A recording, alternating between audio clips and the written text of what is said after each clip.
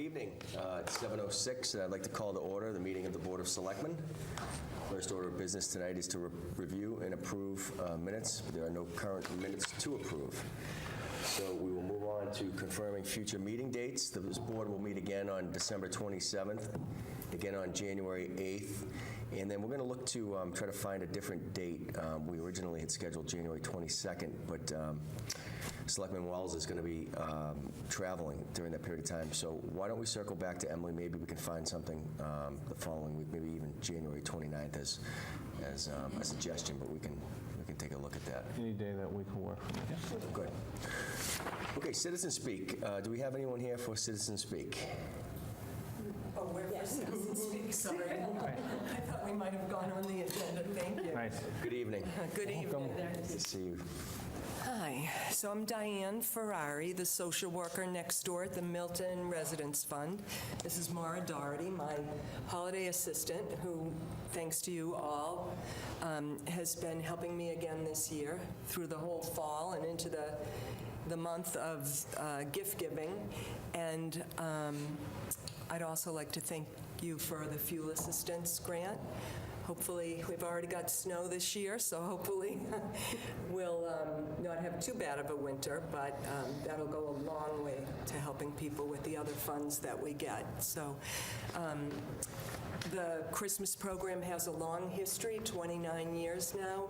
Started as a small program to assist a small number of food pantry families, and Maura's going to talk about the size of the program now and all the great community involvement, and invite you to please come tomorrow and see the church filled with gifts, filled to the brim. I've seen it. I've seen it. You've I've seen been it there, in the so I've seen it. It's impressive, so Emily's seen it also. Yeah. So Maura can tell you what she's been hard at work doing. Sure, the program has been going on, as Diane said, for 29 years.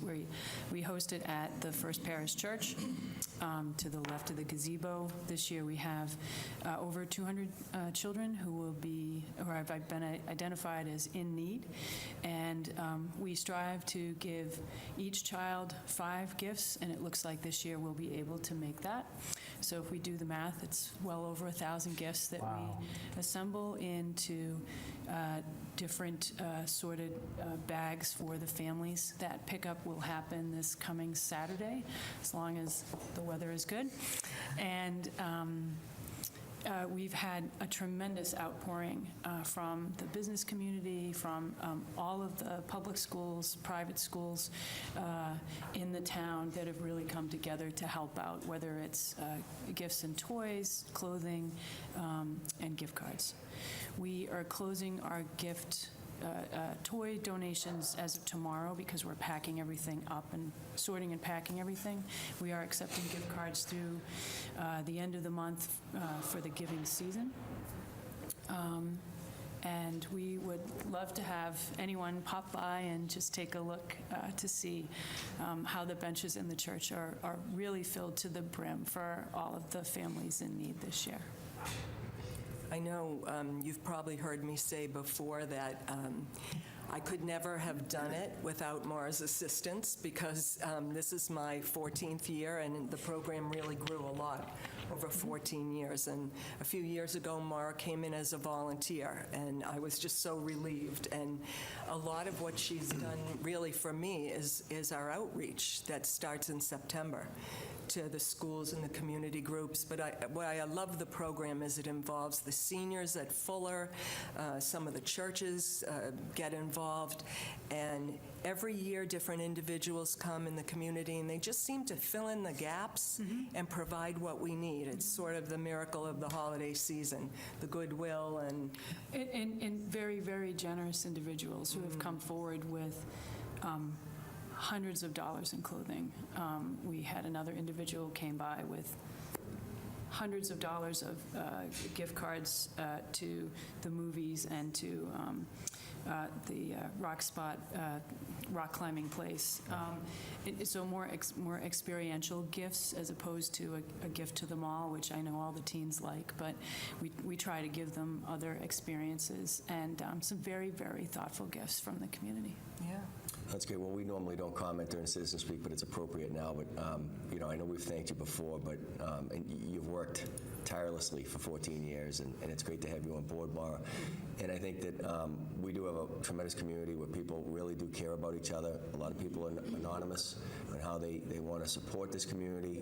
They're givers, and they just want to make things special for people in need. And you know what? You've kickstarted this a long time ago, and we're happy to support it and also be here to help as we go along. Thank you. Thank you very much. So we'll be open tomorrow, the front door of the church, between 9 and about 3 or so.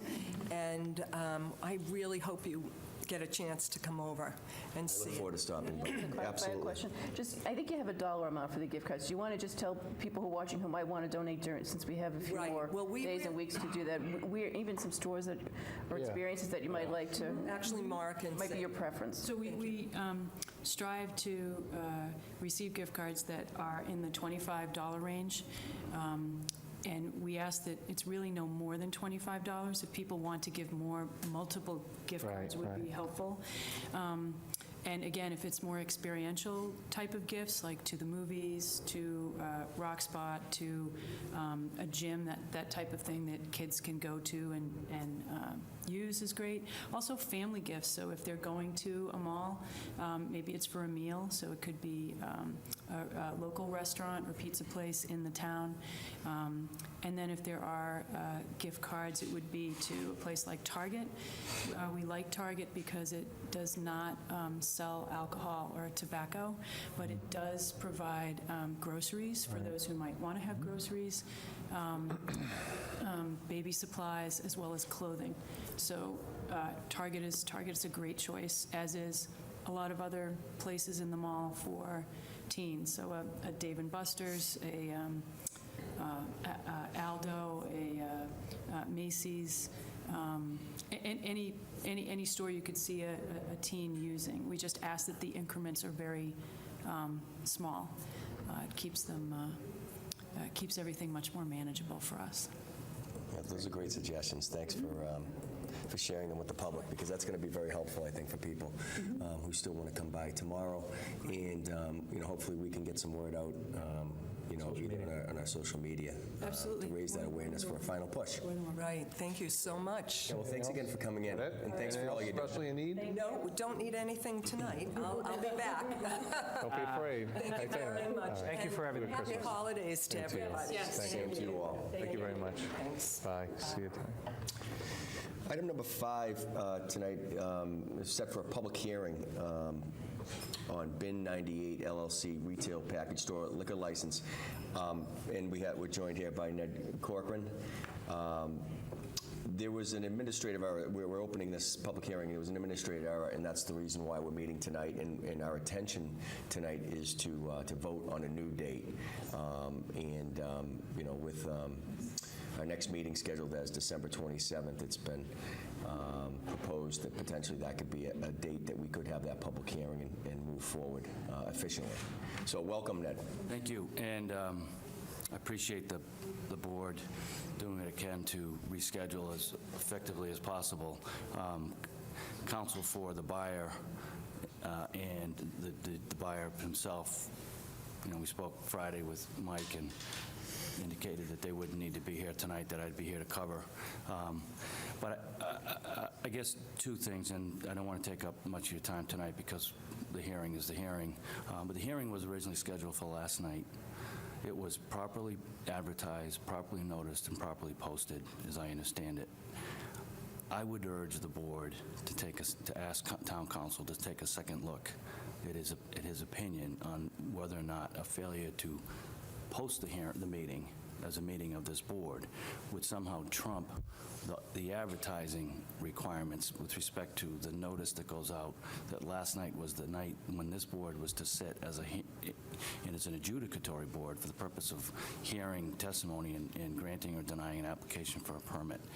It's the second time in 3 months this has happened to a client of mine The other one was dealt with the Board of Appeals matter, where again, there was a failure to, there was an inability to post a hearing that was timeline. being continued and had been properly continued by the board.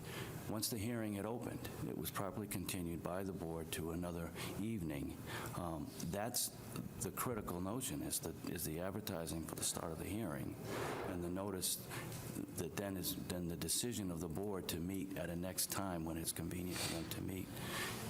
The purpose is to make sure that abutters and others who are interested to receive notice of the hearing, and the fact that, you know, as I said, it was properly noticed for last night. So I would ask the board to ask town council Yeah, to we reconsider. will, and I appreciate your concern, and this board was prepared to meet Right. last night. We were advised by town council to go this direction. I So, understand that. But we were prepared to meet and honor that, Yeah. just so you are aware.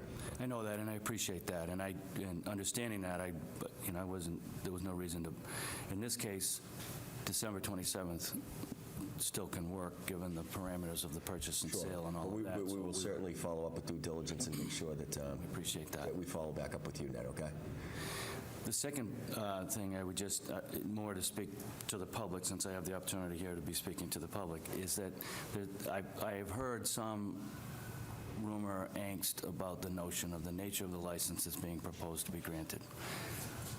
Linda Mills is here with me. The license that's being applied for is the same license that she's had for 16 years. The intent is to operate the same way that she and Keith have operated. They vetted offers to purchase and made a determination to sell to Micah Riolis and Ben 98 because of a longstanding relationship they have with him and the understanding as to how he would continue to operate the store at that location. And I just thought to reach out publicly to people to try to relax a little bit and understand that the intent here is to continue on, which has been a great tradition down in the village with respect to that. So. Well, thank you, Ned, for articulating that. I think that, as we all know, social media can take a life of its own, and that's probably an understatement. But, you know, I think all along this board has understood that that was the intention, and I think that we're looking forward to moving forward and having that hearing, Great. hopefully on the 27th, if we vote on that tonight. All right. Well, thanks for coming in. Well, thank you for your Thank you. time, and Thank you. Merry Christmas and Happy Yeah, Holidays. same to you. Thank you. Did you want a motion? Yeah, we have a motion before us. Move that we continue the hearing on the application of Bin 98 LLC for a retail package store liquor license to, I believe it's Wednesday night? 27th. December 27th, 2017 at 7 o'clock. Correct. Okay, any discussion? All in favor? Aye. Aye. Okay, well, close the, if there's nobody else here to speak about it, I will officially close this public hearing now. Thanks. Okay, next item on our agenda is a discussion of the FY 2019 budget. Sure. Thank you, Mr. Chairman, members of the board. Just going to a quick, brief overview of where we stand from a FY19 budget perspective. Back in September, we had a department heads meeting where we asked everyone to take a look at the fiscal 19 budget already. We asked for uniformity across all town and school departments with respect to general expenses. We asked that 1% be given increase inflation factor to that. Utilities sometimes fluctuate a bit between town departments, so in order to stay conforming, we asked that they increase those about 3%. Obviously, the override has taken effect, and everyone's putting their budgets together. I'll walk through the selectmen's budget and a couple of the smaller budgets that work out of this office, but from a personnel perspective, you know, we have a very qualified chief procurement officer who started on September 11th, who has enlightened us, done a lot of great work. Next Monday's department head meeting will actually talk to a draft manual of the procurement stuff that she's been working on, the manual, that we would like to broadcast and use as a template for all departments. So, but what she has learned in her 3 months here is that 20 hours a week, which is what the fiscal 18 budget had funded for, and Town Government Study Committee and this board weren't really sure if 20 hours were going to be enough. It's certainly not. So what we're looking to do is add 12 hours to her work week. She's currently in 5 hours a day, Monday through Thursday. We're looking to do 8 hours a day, Monday through Thursday. The schedule seems to work in Town Hall. So if you're looking at our salary and wages page on our selectmen, that's the majority of the increase year over year. Working down the table, our general expenses are level funded from FY18 to FY19. That's really it for the selectmen's budget. Paige Eppolito's payroll is split between, because of the position she carries, between the retirement board and ourselves. Obviously, our assistant town planner was hired last fiscal year. Lauren also doing a great job. She's back on. And then we made an addition in anticipation of this board going to 5 members and the stipend that's involved with that. So you'll see that number increase to $6,000 for the next coming fiscal year. Again, the general expenses, we level funded. Any questions on that before we move on to the town reports or bylaws? And just from an overall perspective, we've collected all the budgets. The school committee recommended their budget. We sat down with Superintendent Gormley and Assistant Superintendent Pavlicek, and we as Paige Eppolito and Amy Dexter, the town accountant, and went through some of the specifics with them on their budget. They will be presenting to the warrant committee tomorrow night downstairs in the Blue Room, and we're in the process of plugging all those numbers in, and it should have our first go at a balanced budget early next week that I'll present to this board on the 27th. But again, these are some of the smaller budgets that work through the Selectman's office. The town reports and bylaws, we tended to look at fiscal year 17's numbers because of the elections that were involved. We will have a May town meeting and a special town meeting in October. But we focused, and thank you to Emily for putting this together, very similar to fiscal year 17 when we had a primary and a election in November. So you'll see the numbers are adjusted for 2-year inflation, but basically represent the amount of work that goes on with putting the warrants together.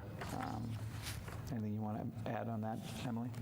There's just a little bit of padding because it depends on the number of pages as to what the cost is for printing and what the cost is for mailing. So it's about, I think, $2,000 or $3,000 over what had been in 17, but it's to anticipate any anticipated costs. Yeah, and our intention is to bring subject matter experts, so myself and the town accountant, to go through all of the town budgets with this board before we break off into work with the subcommittees. Warrant Committee Chair George Asher is getting the list of subcommittee representatives to us tomorrow, and we'll disseminate the budgets accordingly to those subcommittees so that they can work well with our subject matter experts before we currently present to the Warrant Committee formally. So. Just going through the third of those budgets through the Selectman's office is the law budget, and you'll see that budget has also been level funded fiscal year 18 over fiscal year 19 with no adjustments. Any questions about these budgets or the budget process preliminarily? It's only a contingent budget. Yeah, it's a very good time to be doing a budget, and appreciate all the work that was put in by this board and the warrant committee and town meeting members last year and the referendum as it went out. There's a lot more going on in town, I think, because of what took place with the override, both from a school and town perspective, and I thoroughly appreciate that daily, and I hope the product on the street represents that. So. Good. Certainly did in the snowstorm the other day. Yeah. They did a great job. They did a great job. They did a fabulous job. Tom McCarthy and his crew, under Chase's leadership, should be commended. I heard a lot of compliments, so that's always a positive thing. Yeah, when the snow melts and we find out how many Potholes. grass strips we took up, the jury will be out. But no, great job. Bryant and Boulevard, the sign's done. You probably already Is saw it? just Okay, in there, that yeah, was done. I'll write that one down, yeah. Laying right across the sidewalk, I saw it this morning. I don't think it was, I think someone might have hit it in the ice. So that's about it for these three budgets. Again, we're working through with all the subject matter experts to refine what they've submitted to us. There's not, Amy's done a lot of work, Amy and Lisa Cool and her team in the accounting office, putting the budget and loading the numbers in. This year, we're going to use the SoftWrite module to help us forecast budgeting. But it's been a pretty good year, touch wood, so far with the budget, and we'll see what the next couple of months bring. And we hear from the governor in late January, see where, He's at. where the local aid comes in, so. Good. Well, thanks for right. thanks for the good work on that. Okay, item number 7 is a discussion related to the logistics of the transition from a 3-member board to a 5-member board. I can open it up. I think that, there's some discussion that we've had in previous meetings about, spacing and making sure that we're able to function well as a 5-member board. And I know a conversation had come up about maybe changing rooms, and some people might not be so happy about that, and that the Cronin room here is probably the best room still. But I think it, looking at the way we function currently, it probably has to change. So we'll have to have some planning and some ideas, from the administration on what could work out best. Maybe looking at some other towns that have gone, to that 5-member board and how they function as far as how they seat, how they're seated. But I'll open it up to my colleagues for discussion. I agree with that as one of the items, just the physical space. And that may be something that Bill Ritchie could help us look at, whether a different configuration for this room or a different way to, different table, conference table, something that might work. But I agree that I think it would be nice if we could keep the meetings in this room rather than I agree with rather than going to the COA, which is just a lot of, lugging the computers back and forth. And it's just an awful lot of extra setup and extra work breaking it down. The other thing is communication, how we actually, the role kind of changes, We'll go from 3 to 5? 5. And, how the town administrator communicates to the group. Does he just communicate through the chair? So we have to figure that out, and I think that it might be worth us having some discussions too with some of the towns that have successfully made the conversion, and also towns that have been doing it for a long time. I think even the school committee could be a model, since they currently have 6 members. And, Sure. It's a similar setup where the superintendent's probably dealing with the chair, but I think some communication is still going to have to go to the full board. Oh, it has to, yeah, it does. But And the difficult thing is the chair can only communicate with one other person, can't communicate with all 5, or the other 4, rather, because that would create an open meeting law issue, too. So I think the school committee might be able to help us. And one thing I thought we might be able to get some input from them on, too, is their committee structure? Because I think with a 5-member board, the idea would be to have some board committees. Because that's big enough, really, to have some different committees. Subcommittees, you mean? Have like subcommittees? Or committee, a subcommittee for them, because they're a committee, but same idea. So especially finance. I think a finance committee might be the first thing the board wants to look at. sure, it's a great And I suggestion. don't know whether, David, you might want to have a conversation with the chair of the school committee, just to get some, I will. I'll talk to Kevin about this. Suggestions from them? Yep, absolutely. I look forward to that. All budgets will not be as easy as this year. Right. I mean, just from speaking from Yeah. experience, there's some tough years that have been there, and that only makes sense. One thought, and I agree with Katie on Bill Ritchie, that there's a gentleman in town, when we built the Emergency Operations Center in the police station, it was like a firing range. We had no idea, we didn't want to just, and there's a guy in town, Joe Ginduso, who's just a small architect. He does a lot of work here, though. And we brought him in, and he actually reconfigured it into a very efficient 21st century operation with all the things you're going to need it. And that wouldn't really, for this type room, it wouldn't really cost us a lot of money to do that, but I think you'd be pretty surprised with what some, with a little imagination and Absolutely expertise there. Because I agree with you. This has been the room of John Cronin for as long as, Right. since this building's existed. I do think it could be done. And I think, someone like this with a little expertise would be able to And I think Bill Ritchie's guy would probably be able to do a lot of the work, but a guy like Jim Dusso, just very small, quick, give you, a couple different options to pick from, and it's shocking what you can get. I mean, he took a cellar, and it's a 40-seat, with every bell and whistle, I mean, it's really a functional room. It's one of the best things we ever put in, and he helped design it. It wasn't a lot of money at all. In this room, we want to have function too as a Yeah, conference room yeah. as well. So that's a great idea, great suggestion, one that we should follow up on. And it's a challenge because you have so many meetings happening here during the day that whatever the configuration turns out to be, it needs to accommodate that as well. Full purpose. Yeah, exactly, and room for enough seating. So- But I think we're all in agreement that this should be the room, and let's try to find a way to make it, as you said, Richard, efficient, and so it can be, multi-purpose. And there's still going to be the times where, like, we have the big, where we have to go to COA. I mean, Yes. that's always going to, with this 3-5, That'll always happen. that's always going to Good happen, point. right? Yep. So if we need a bigger room, we can always still find continue to one. go there. Yeah, that's a great point. Is that something maybe, late January, early February, or sometime in February, that Bill might be able to, kind of report back on, or through you, Mike, if you'd rather handle it, him working with you on it, just so we have, give it a little time, but keep tabs on it before we get into April and the Yeah, election. because that's true. And by the end of April, we'll have 5 members sitting in this room, so it'll change drastically. So, but good suggestions. Is that about it for now? And That's all I so why had. don't we keep following up on this, and we can talk. I'll speak with Chair Donahue of the school committee, get some suggestions from him, and report back as well. Okay. Thank you.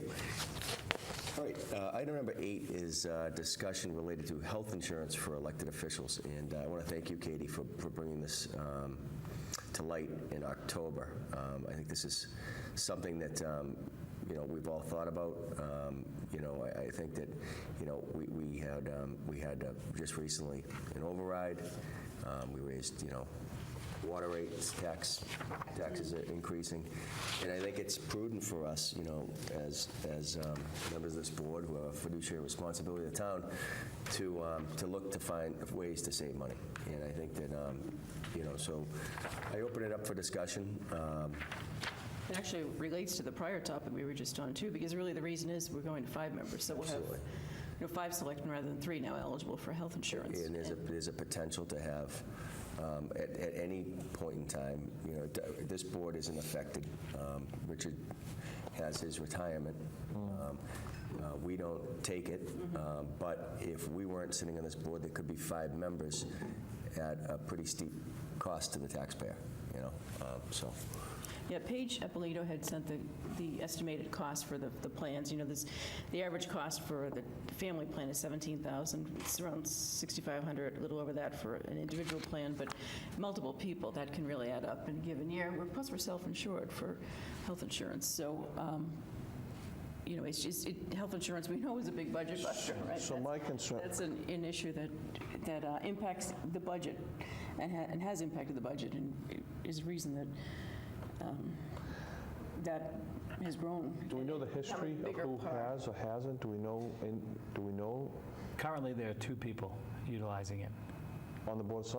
No. No, I not on get that, this I know board. that. No, but Yeah. on this board, do we know historically have many board members exercised that right or used it? At different times, there have been some people who have used it, but So here's my only thought, because I don't want to be selfish, because I'm fortunate enough to have been a municipal employee and have health insurance for the rest of my life. But both of you, I'm just giving both of you, and I think of other members, you're both in the private sector.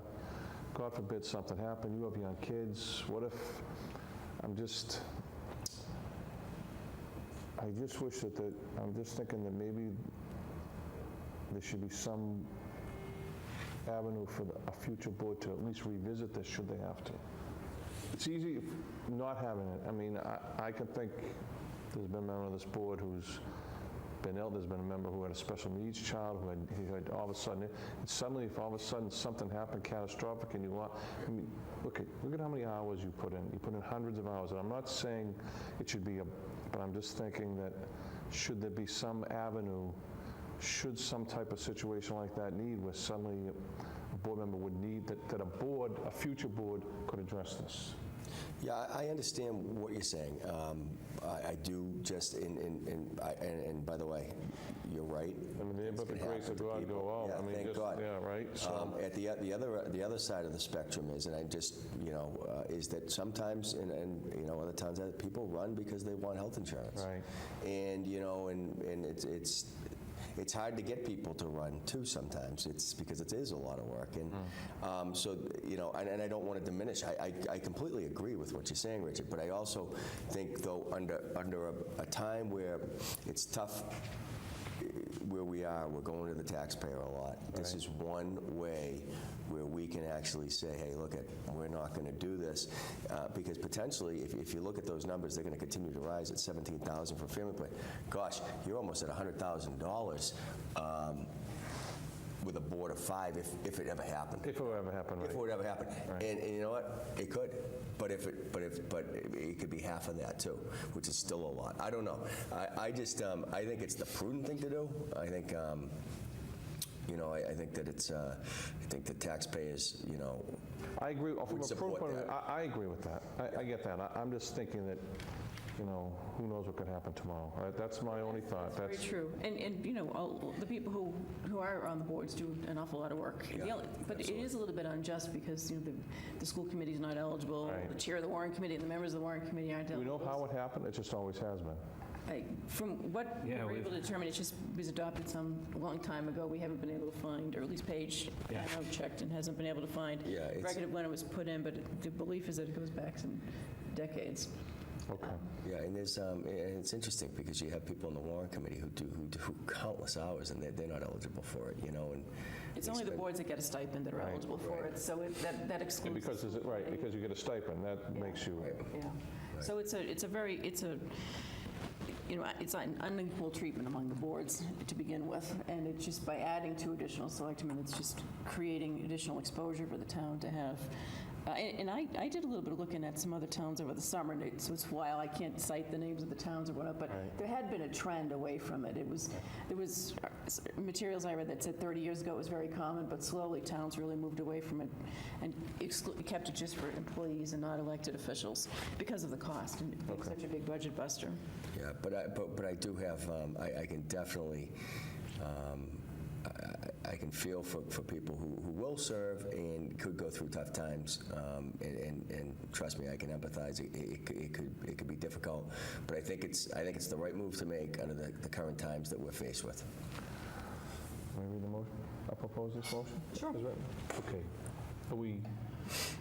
That was my only, I felt that I I'm wanted. glad that you spoke up and talked about it because it's you have every right to, and I agree with you on that.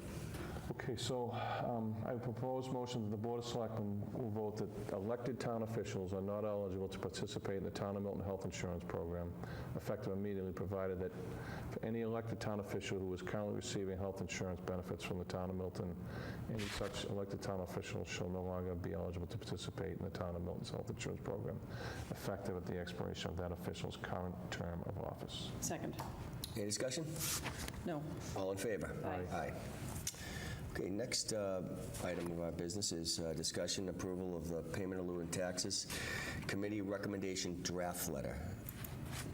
So our committee, which I chair, met just last week, and we unanimously voted on a draft letter for this board to look over, make changes, and then there's a motion on that. I want to thank Mike and Matt? I want to thank Mike and Matt, but Mike Zulis, Matt Keswick as residents. I want to thank Jim Henderson from the Board of Assessors for his work, and he's been working on that for a long time. And he's been a good resource to this committee. And I also want to thank our town administrator, Mike Dennehy, who's played an active role in researching and speaking with other towns and getting as much information as possible. But it was an excellent group to work with, and I'm sure we will continue to meet. Though we had this draft letter. Are there any questions from either of you related to the letter that we are looking to adopt and send out to the nonprofits? You go ahead first. I have no problem with this at all, and one of the things that I talked about when Mike was here is when you look at the services rented specifically to the three identified nonprofits in the pilot program that are being brought into this, particularly on the public safety side, it's a great deal. It's pretty significant. They're in the top of as far as single entities for response of police, fire, and EMS. I think that they all know that, so it's not like we chose, the committee chose. I mean, there's definitely they're getting a great deal from the town and services as a nonprofit. And I think that what you've worked out is a pretty fair, especially given them the 50%. They may not even do 50, but giving them right up front, I think was very fair and very partial and very appropriate for the relationship between those nonprofits and this community.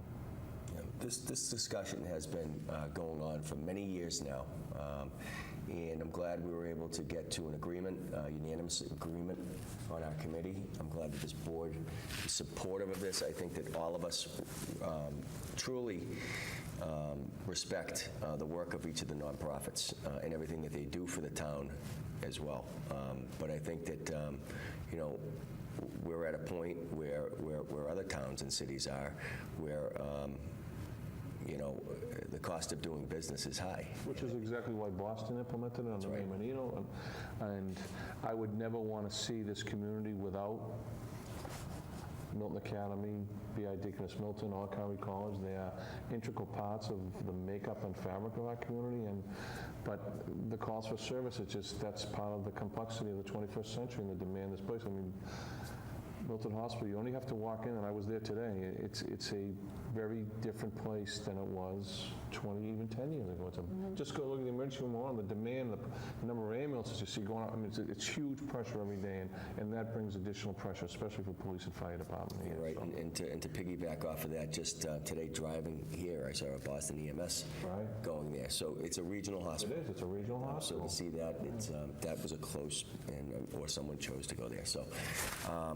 So I agree largely with those comments. I thought that the letter, I think, needs a little bit more, I don't know the best way to word it. One of my comments last meeting was just that I want to be sure that the tone we're striking with the letter is geared towards partnership and working with them, since this is voluntary. And I thought that, it should start really with a thank you for meeting with the members of the committee and kind of as a follow-on to some of the discussions, because my understanding was the negotiating team has had at least 2 meetings with each institution, possibly more, but I think at least 2, and that it should really reference that at the beginning. And then in the third paragraph, I was a little concerned about that last sentence, in order to retain that deduction, which I think is part of what the policy contemplates anyway, that there would be a 50% credit for community services. Right. So I really don't think, I didn't like that last sentence. I thought maybe it's a matter of just rewording it. And then I guess what is the committee's thoughts in terms of following up? So if an institution gets the letter, are we anticipating then, we're asking them to contact the town administrator, but are we anticipating that there's any ongoing role for the negotiating team? Did the committee talk about that? Well, I think that, we're hoping that upon receipt of the letter that they would, want to have a discussion about, how to move forward as far as payment is concerned. So, I mean, we're definitely open to having future conversations. But I think that the goal is that we've had multiple conversations. We have had meetings where they have been invited to come and attend, and they, for whatever reason, have chosen not to come and speak during our meetings, which is fine. They have every right not to. And the previous meetings were very cordial and respectful, and I think that we have to get to a point at some point where we make a decision and we move forward. And the goal is taxes are sent out February, or... Next tax bill is tax due bill's February 1st. and You've so seen the letter. Yeah. we're doing that in line with, the next tax bill. So I think that that's a prudent thing for us to do, and I think that, obviously, we're going to be open to having any conversation with any of the nonprofits at any point in time, because we are partners, and we're going to continue to work with them outside of the scope of pilot and promote all the good that they do in our community every day. Well, I think it's good to send them the calculation. I liked the calculation sheet, and I also agree with in the second paragraph, sending them a copy of the policy so that they may already have it, but if not, I think it's good to include it. I think when we talked about this before, and this is the first chance we're having to look at this, I know the committee just met at the end of the week, I just want to be sure the tone of the letter is received by them as one that's inviting a further discussion about partnership and is viewed as the town wanting to be a partner with them. So I thought it should start with thanking them for meeting with members of the pilot committee, and I don't have the details of when those meetings were. I think that could be filled in, but I would suggest... I think that's fine. I'm okay with that. I'm okay with that. If we could, as part of our motion, add that to it to make some changes. Okay.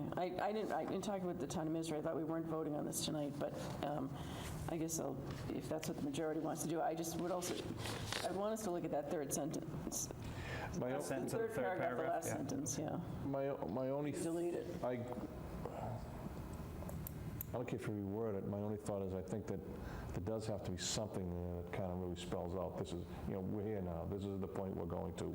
Because I think in the case of, I'd say in the case of 2 out of the 3, I don't think it's going to be a question of making the payment, would be how they put it together. Like, how do we start, and I think you already maybe have an idea of that. I don't think that, I wouldn't expect that any of them are going to call you and say, can we keep negotiating to maybe not do this? I just don't see that at this point. I think to start the letter, we're writing to request a payment. It almost kind of is like it's coming out of the blue without the background, whereas there has been a lot of background here. And so I think if we reference and we thank them for the discussions they've had, and we reference the meetings that the negotiating team and the committee have had with them, rather than putting that further I'm down. okay with that. I'm all right with that. Yeah. I'm just talking about in the third paragraph, the part about, I know that's probably like the toughest line in it, but I think it has to have some teeth to it. And I don't think that's too bad, but I think the last paragraph goes back to how you start, where it talks about great respect for the vital role, Yeah. Milton's private tax institutions play in our town. I think Yeah, I have no comments on that, the fourth paragraph. It's just that I think the last sentence really is what the policy already says, because the policy says we're going to give them 50% credit for whatever services they're currently active. So I'm not sure that last sentence really you don't think it needs to be makes there. sense, because Okay. the policy says we'd give them that. So this is saying we hope you'll continue to work with us to retain that Okay. deduction. You can strike that. That's fine. I mean, it does... I don't think it's taking the teeth out of it. Right, okay. Richard. I get you that. I'm okay with that then. And I'm fine with making that change, those changes at the beginning of the letter. I think, though, that these are going to be sent to the CEOs of each organization, and they've been in the room. They are well aware of the conversations we've had. So this isn't a surprise to them by any stretch of the imagination. No. It's just the reality is when you look at the amount of money that in services that they do receive from the town. I feel that the taxpayer deserves the opportunity to get something back. There's an awful lot of items that we could discuss, but I think that we've had those good conversations, and I think we'll continue to have them with each one of those nonprofits. No, I agree largely with what you're saying. My only concern throughout this has been just the tone of the letter and the correspondence we send to them, given that it is a voluntary thing, pilot. Even though we have a policy, it's still something we need the cooperation from the institutions on. So I would like to move forward on a vote tonight, and I think pursuant to the changes maybe in the motion, that they're acceptable after we get through. Yeah. After it gets sent around a couple times, and you make some edits, Katie. And We could say we approve in substance. In substance. Or subject to... Final edits? Final edits, yeah. And then Final edits, yeah. Absolutely, I think that would be the way to say it, and then we can move forward on it, because I think that it makes sense to send this out before the new year. So If it's okay with you two, I'll make a motion. So I'm going to make a motion to approve a letter to request a payment to the town of Milton in accordance with the Milton's payment in lieu of taxes, also known as our pilot program, subject to final edits. You want to add that into it? Yes. Is that all right? Subject to final edits and comments by the members of the board to go out in our February. Is that when we want to do it, Michael? Is that when you want to send it That would go out and then be one of the receivables for February 1st. February 1st? We want to have it ready to go for that. Okay. I thought this letter referenced June 30th, though. Right in the first paragraph, they're asking for payment on Well, June 30th. that's an older version. That's an over, yeah, it would be receivables for February 1st. Is there a new one? Yeah, if you scroll down, there was an edit made, page 26, 20, sorry, 20, The one I have still is referencing June 30th. It was a sample one, but then afterwards, there's the additional ones. yeah, if you go to page Entities. 17, 19, or 21. I see it. So what was the reason for making that change from February to June? Jim Henderson enlightened the pilot committee that the next residential tax bill is due on February 1st. And this would be in line with that. Well, that's a concern to me, because some of the institutions have told us that their fiscal years have already started, so we're not really giving them very much time, and these are pretty substantial amounts. I think it's unlikely. And we also are not, and I forgot to even bring this up, my other concern was the spreadsheets that came through referencing the total, but the 5-year phase-in is not referenced anywhere here, so I'm not sure whether we're talking about submitting the total amount to them or the first year of the 5-year phase-in. So the committee agreed to send the total to them until they come up with an agreement, at which point then they would phase it in, similar to Boston's, in a 5-year manner. That's what I was telling them. That's what See, I that's expect. that's not written anywhere in the letter. So that may need to be added to the That could be letter. subject to the final comments. Then you want to add that in your final Yeah, that comments? can add that in the final, we can I add think that in we the should, final 'cause that's comments. the policy. But, I think that, we're not going to get anywhere if we don't do it, and I think that it's effectively, let's hope it spurs some good conversations to get an agreement with each one of the institutions. So you want to add that to your comments, Katie? Well, I think your motion covers that, and I've already seconded it, haven't I? Okay. Yeah. I'm good. Okay, any discussion? All in favor? Aye. Aye. Okay. Next order of business is the Oh, I approval. see. Can I just, all right, so in the future, because it looks like you've added in the 3 letters. All we had originally was the form, Right. but now that they've all been kind of, Outlined, if you can right. highlight those or print them out or something so we know that they're here, Thank you. that would be helpful. Okay, item number 10 is approval of the May 2018 annual town meeting warrant closing date. Per the attached timeline that we have, the warrant for the May 2018 annual town meeting will need to close on Thursday, January 4th, 2018. I have a question on this one. We just said our next meeting date would be January 8th after December 27th. So don't we normally close the warrant at the night of a meeting in case we want to submit any yes. article So- that night? Should have been that to the 8th? Can Well, we do that? and I don't know if we're contemplating We any can do that, right? additional Yeah, articles. so that makes a lot of sense, obviously, that we should do that on the same night. Are there any articles that you can think of that concern you at this point? Just the regular budget articles, the standard easement article, those are all kind of included in the ones that automatically go to the warrant committee anyway, but I'm not aware, unless either of you are, of any that we're even I thinking of have one submitting. that I think I forwarded around. There's a municipal energy aggregation. Oh, yeah, I haven't had a chance to read that, the attachment you Yeah, a sent. lot of communities, what they do is they, and it has to pass through town meeting, but they hire a consultant who can then solicit on behalf of the residences to get a discounted rate on the delivery of your electricity. Sorry, the supply of your electricity. The delivery will still come from Eversource, but this aggregation model will offer a savings to those that sign up. The consultant does all the work after the town hires a consultant to do this. Communities like Chelmsford, I believe Dedham, Brookline have all signed up for this aggregation. It's basically a discount on a portion of the energy to your home. So maybe we'd have one, or maybe between now and then there'd be another that might come up, but at least if we do it the 8th, 5 o'clock, that's still before our meeting, but at least it would prevent us from having to reopen it to add our own article. Sure. Okay. Good.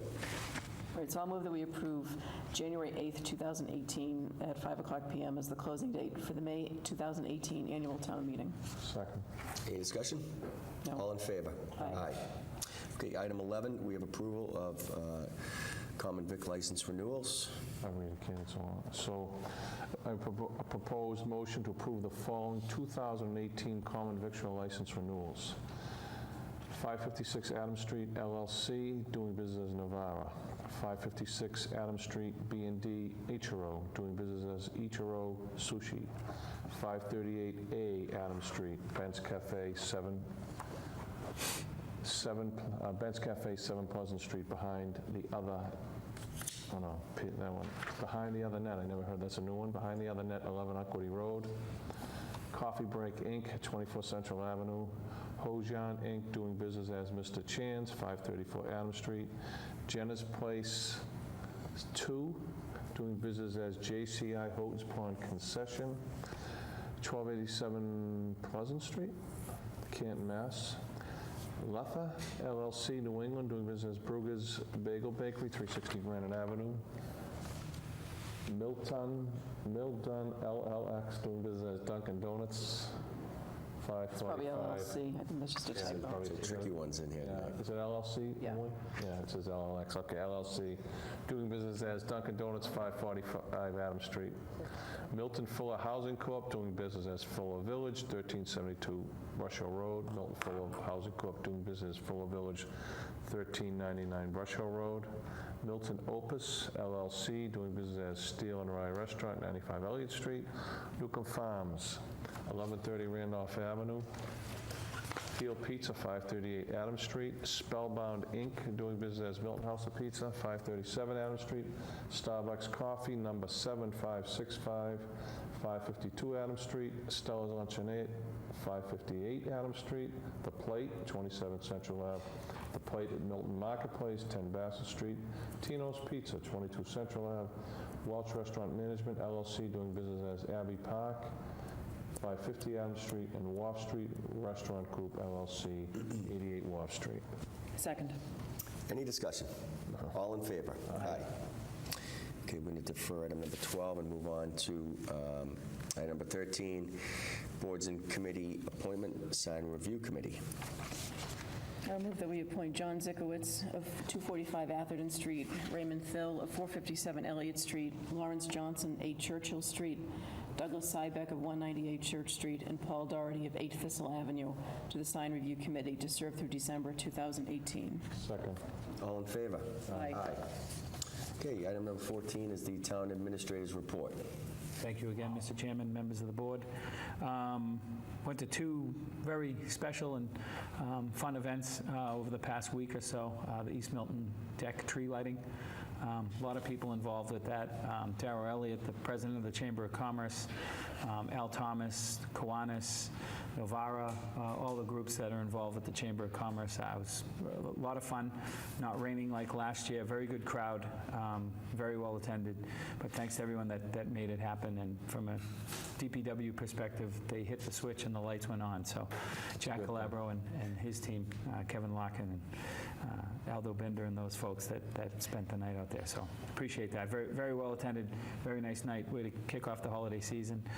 Then last Wednesday, guest speaker, Selectman Wells did a great job. He was one of 4 or 5 speakers that got up there and truly spoke from the heart for Captain John Fleming, who received the M. Joseph Manning Award. It was a pretty neat night at the Milton Arts Center. And I can honestly say that every single person that got up and spoke from the heart about John and talked about, the civil servant that he is and how his unwavering dedication and service to everything he does in the town, whether it's, the Council on Aging, sitting on their board, or the fire auxiliary work. Pretty comical skit put on by Joe O'Neill, where he kept taking hats off and putting new hats on. So great job, Joe. You missed your calling, but very good night. Rita Manning was there representing the family, and it was just a nice history of Mr. Manning that I learned a lot about and where he came from and what that award means. But again, very well attended and very, very good job. It was very good, very fitting, and I think I said to you, it's the first thing I've spoken at since I've been on the board, and I was very 40 years of volunteer, selfless, not a dime, no money for them. They do it all in their own time. And as you saw, I asked them all to stand. They all came, the whole crew of them, and they're over there in the pouring rain tonight, training as usual on their Tuesday nights. So I just think it was a great thing for someone, who gives so much to the town for free to get that. Because a lot of people, they don't even know that they exist. We do because we deal with them all the time. So it was good. I was very excited for John, and I was fortunate enough to sit with him at the Fireman's Ball, and for my wife to meet him and to understand all that he does in this town. So it's very fitting that Joe O'Neill would wear many hats. Yeah. And I think that one thing that the public should realize is the incredible museum that they've put together at the auxiliary, and I know they want to show it off. I was fortunate enough to get a tour one day by them. It's truly remarkable, the items that they have saved in the history that this town, and very similar to going into the library over at the police station. We're very fortunate to have people who really do care about the history of this town and promote it. And I think so. I know that they'd be willing, that auxiliary team, to start to show that to the public if they stop by, and I think they'd actually be flattered if people stop by. So I just wanted to give them a plug for all the great work they do, and thank you, Richard, for speaking on behalf of the board that night. Very fitting that you were there as former chief of police and knowing them and all the work that they've done and your years of service with them. So thank you. I named all the fire chiefs and all the police chiefs. I thought a name. I knew I couldn't do all this. I started thinking about it. I'm like, I know I'd screw that one up. But I did get the fire chiefs and police chiefs. Great night. The LED retrofit program is over. We got a letter from Eversource that our incentive check, which is just a check for turning your lights from the sodium vapor and mercury vapor to the more efficient LEDs, should be in the mail next week. $210,674, which will go right back into the stabilization fund. Hats off to the Warrant Committee and Steve McCurdy in particular, who suggested that we borrow that money from the stabilization fund and pay that back into it. So that'll be the first bit of money going back into that. We will save about $110,000 this year in our light bills. That also will go back in as an operating expense as we pay that stabilization fund back. But that's great work. news. Yeah, great work by everyone. Jack Awesome news Calabro. all around, and that's something that I have been talked about for a while, so kudos to you for leading the charge, but everybody, Jack Calabro and the whole team for pulling that off and saving money for the town over a long period of time. And by the way, they came out great. Yeah. And they're done before the first snowfall, which is a good thing. Yeah, that was huge, yeah. The snowplows liked them. Yeah. Helps melt the snow. So current solid waste contractor in the 4th year of 5 years. I think the contract's working out pretty well. Condensing trash days to Wednesday and Thursday seems to be very favorable in the town. There are some tough weeks when, Thanksgiving always falls on the Thursday and they have to get everything off the street. It's been a very strange yard waste season. I think the oak trees finally, the leaves fell last week. There are some other trees that still have leaves on it. But I think it's time to reincarnate the Solid Waste Advisory Committee. A lot of the people that were on that board 5 years ago either aren't with the town or have moved on from their public position. So I think we need to re-engage that committee and probably looking for a couple of names to get on that board. I know John Driscoll, who knows the town inside and out, would be a great member there.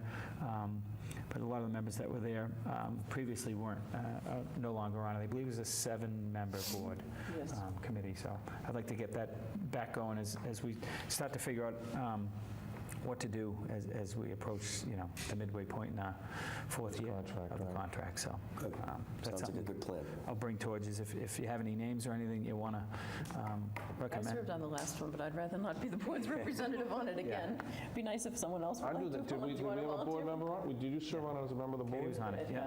I mean, it's up to Dave, but if you want, I'd gladly help you on that. Nominated me for it. I was new, so. I don't think people realize, we've had this discussion a lot lately, how significant getting your trash picked up is.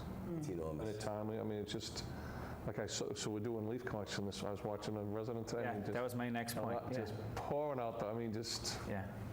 it's really, and when it doesn't get picked up, you hear. It's quality of life stuff, It is, right? it's quality of life stuff. It's- People take time to bag it and separate it and recycle, and, we're trying to incentivize recycling and appreciate the taxpayer savings when people recycle more. We're a pay-as-you-throw community. Every sticker costs $3. You could probably recycle 80% of that stuff and save a sticker and recycle more. So there's some stuff coming in the pipeline for the coming year that we'd like to do, but I'd love to get that committee back together. To your point, Richard, this is our last week for the public. This is the last week for yard waste collection, curbside, until April. So I appreciate Don't get it out now. that It's not stuff out. going, Yeah. it's going to have it for the winter. Yeah, it's going to stay there for a while, so. But again, just overall, very happy with operations in the town. Put a call into Dave Perdios today. I wasn't able to get down to Andrews Park Playground, but I know they had made huge progress the weekend before, this past weekend. And would love to see the temperatures. I know it's going to be cool for the rest of this week, but maybe recover and maybe... Bit cold, Yeah, cold. Arctic cool. It's getting colder now, yeah. Yeah, but maybe see the temperatures bump up and maybe get some use out of that for the beginning of the winter. It's really coming along. It really looks nice down there. I don't know if you've seen it, but I've seen you there. I've made several visits. It's a big change. I mean, it's like you say, it's just these little things, each block builds to the whole community. Right. I think that's it. You touched on the snow and ice control. I think, great job by the troops out there. It was a long day for many. New contractor involved, using some of the other contractors. I think it was, great work all around. Unfortunately, in that industry, you're only judged by your next event. So, this stuff out here tonight could refreeze, and they could have to treat again tomorrow morning. So, but it's about it from my end. Just the municipal energy aggregation article that we'll present to this board probably on January 8th. Yeah, great. Okay, thank you, Michael. So for Chairman's report, I just want to briefly touch upon, we had a fabulous meeting with members of Mass DOT, Howard Stein Hudson, and our administration related to Randolph Avenue in Chickatobit, and the long-term plan as it was moved up on the cycle from 2021 to 2019 of creating that corridor, a much safer corridor, and looking at options and working with the DCR on some potential land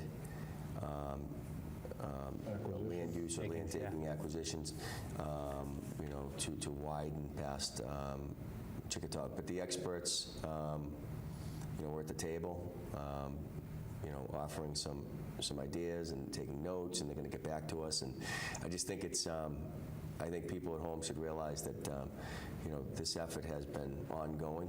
We realize the severity of that corridor and how the safety is the priority, and I think that's what we're focused on with DOT and the engineers, is creating a safer corridor. And That's great. I think that I think something very good is going to get done in the near future. Do you want to add anything? Yeah, it's about $1.5 million dedicated to that project.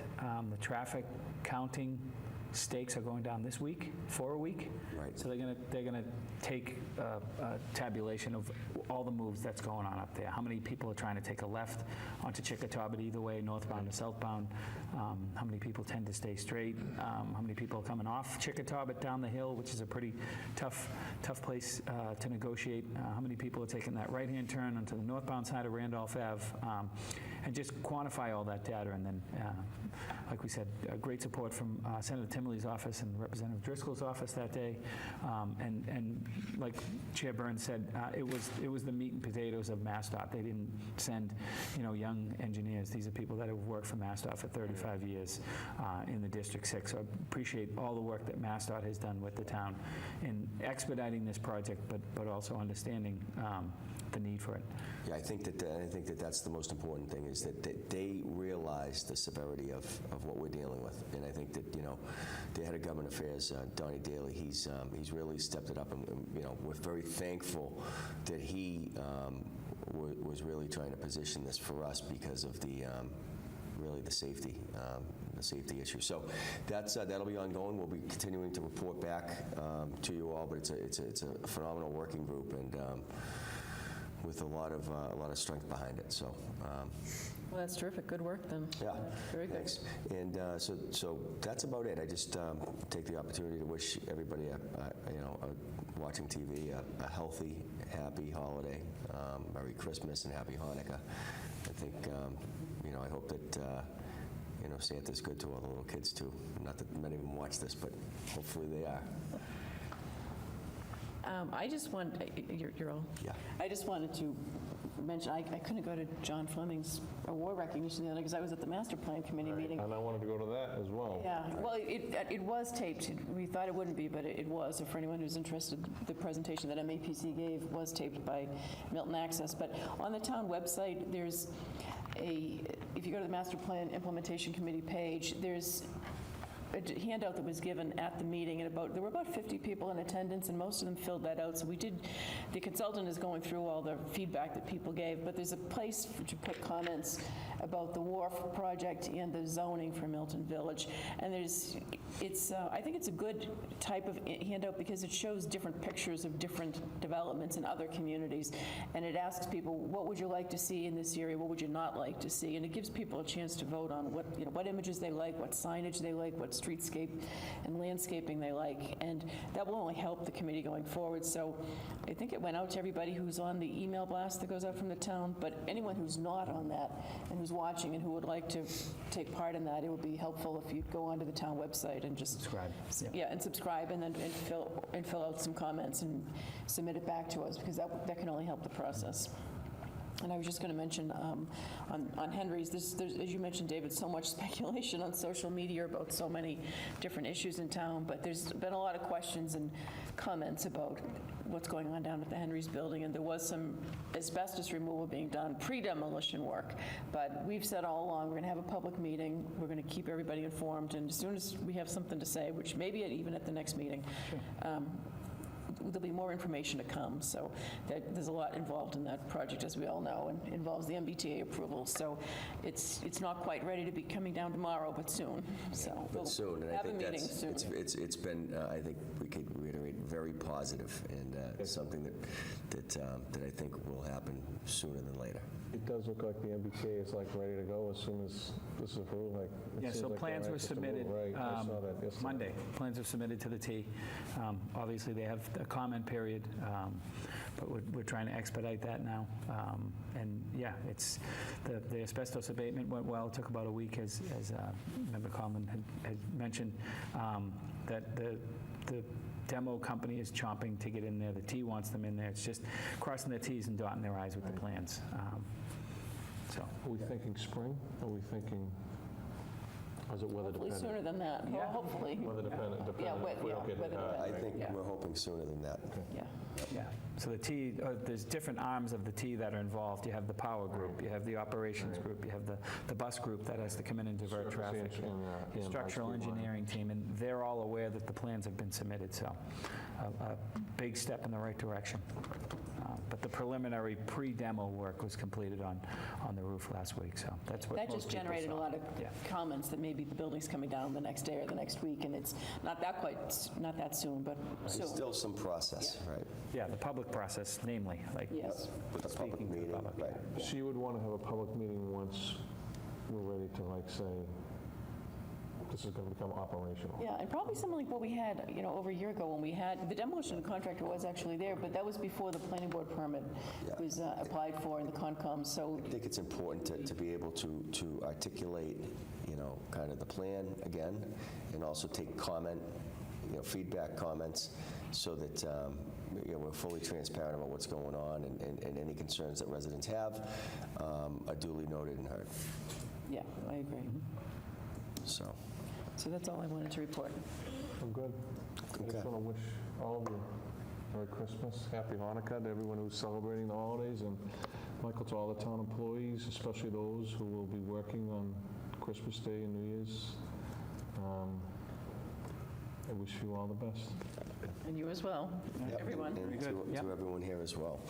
Okay, citizen speak response, we actually spoke with Diane and the great work that she's doing on behalf of the needy residents in town. Future agenda items, does anybody have any future agenda items to note? Not at the moment. Okay. I If have we do two have small yep, ones. go ahead. The traffic counts for East Milton Square, the work with the Norfolk County Commissioners, that data has been crunched, and I'll either have John Thompson, town engineer, or Bill Clark, town planner, here to extrapolate on those numbers, what's taken place. Compared to the 2014 numbers, and some of the numbers are striking. Yeah, they're up, yeah, significantly. It's volume. You see it as you go through the square. No surprise. And then Mass DOR sent a letter to town accountants and other officials in town about our free cash for the year and our 3 enterprise funds balances, so retained earnings. So we'll report on that stuff and where we stand with those. All good? Great.